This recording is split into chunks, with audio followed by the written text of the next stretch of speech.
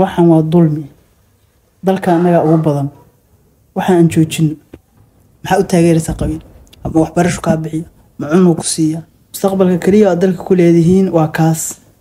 halkaas fiir sawir dhalinyaro ilaa intee ayaa la idinku dhahay mustaqbalka dalkaati ilaa maalintan garaadsaday ilaa iyo hadda waxaa lagu dhahay mustaqbalkii dalkaata dhalinyaro mustaqbalkii dalkaata hadda dhalinyarada waa kasii baxayaan dhanka odaynimada u jeensada dhalinyaradina yaryarka ah ee 15 ilaa 25 ilaa 30 sii galaya waxaa idin sheegayaa dhalinyaro mustaqbal wax mustaqbal ah oo dalka idinkaga yaala ma jiro wax mustaqbal dalkan kuma lihid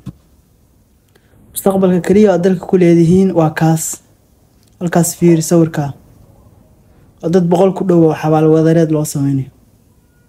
dadkaas 80% waa dhalinyaro waana hal meel kala goob kaliya hal goob hal maalin ba dadkaas ku dhinteen meeshaas mustaqbalka kaliya oo la idin sheegayo dhalinyaro waa godkaas in la idin qodo in laba qabiil laba oday isku diraan kadibna la iska kin hormariyo oo aad istagaashaan kiini dhaawacmana iyo kiini jajaba hooyadii aabihiisa baahuran baa la soo agdhigaya dhalinyaro marka garaadkiinu ha shaqeeyo aan noqonina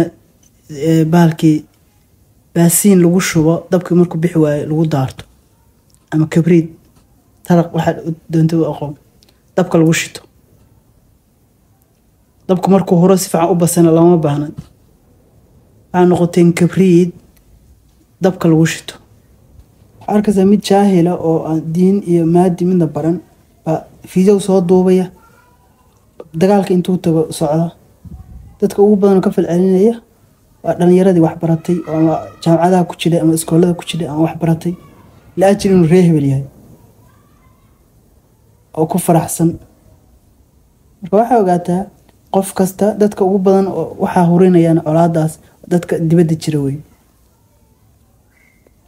marka dhalinyaro dadkaas ayaga ilaahay baa la xisaabtan laakiin adiga qofkaaga dhalinyarada ama la hadlaya qofku weyn dibadda lacag ka soo diraya tii qof meel nolol raaxa ku jira isagu waxa kama maqan qofka adiga aakhiri adduun baseega waa dhalinyarada adduunku wax kuma haysatid oo maal iyo mood midna ma haysatid aakhirana xaga ilaahay waxa la hortagaysa in walaalkaaga disha qabiil ba kala hortagto bal hada qabiil nin ka hadlay qabiil la isku diray aad sheer gareysid ama niyada ka taageertid adi ilaahay waa aakhiro xisaab baad intaada oo baa xisaabtu yarayna marka dhalinyaro aqliga aan ka shaqaysiino waxaan waa dulmi dalka anaga ugu badan waxaan aan joojino aan ka qayb qaadanayna oo qofkii dulmiga wada aan joojino Soomaaliya weligeed istagaalaysi boqolaal qof iska dili jiray laakiin saan looma arki jirin maalinka qof la jiidayo la meydku xurmo leeyahay oo in la duubo ma oo in fiyo laga duubo ma oo in sheer gareeyo ma marka adduun iyo aakhiraba waa seegtay dhalinyaro siyaasiyiin wuxuu idin leeyahay mustaqbalkii dalkaati idinkuna haye ay mustaqbalku ku haray 30 sano waxa lagu leeyahay mustaqbalkii dalkaati mustaqbalku meey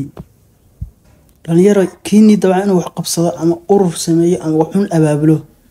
farta la idinku fiiqay waxa leeyahay reehbel baa lagu dulminaya marka qofkiin inuu wax qabsado lama ogola dalka inay wax ka qawataan lama ogola dastuurkii waxa laga dhigay qofkii 40 iyo kor u dhaafo xil qaban kara qof dhaqaanci kara ma laha saasa madax isku jiraan siyaasi waa hoos fadhiyaan mid aan waxba baran waxma akhrin waxna qorin oo siyaasi ah baa u daba fadhiyaan kiini dabcan dhaqdhaqaaq sameeyo wax qabtan idinka lugaha ku dhagay oo reehbel baad lugaha u dhigta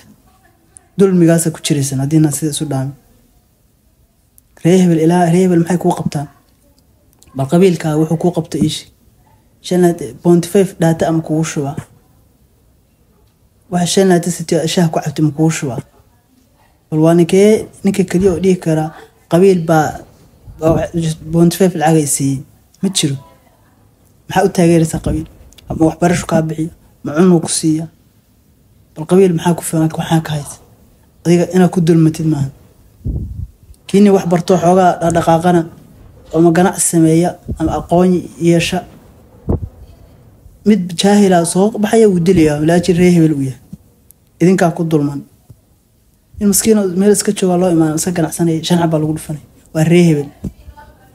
dulmiga uu qabiilku idinku hayo ma tira ma laha idinkaana isku haya. waxa ugu badan dulmiga ka qayb qaadanaya waa idinka. dulmigaas marka aan ka hortagno ana qubtay waxa la dabadooda la qabta waxa idinka badan ma laha. qabiilkan iyo qoqobkan iyo maamul goboleedyada tan iyo baladatan iswada qoqobaysa waxa weeye wax dan idinku ma jiraan.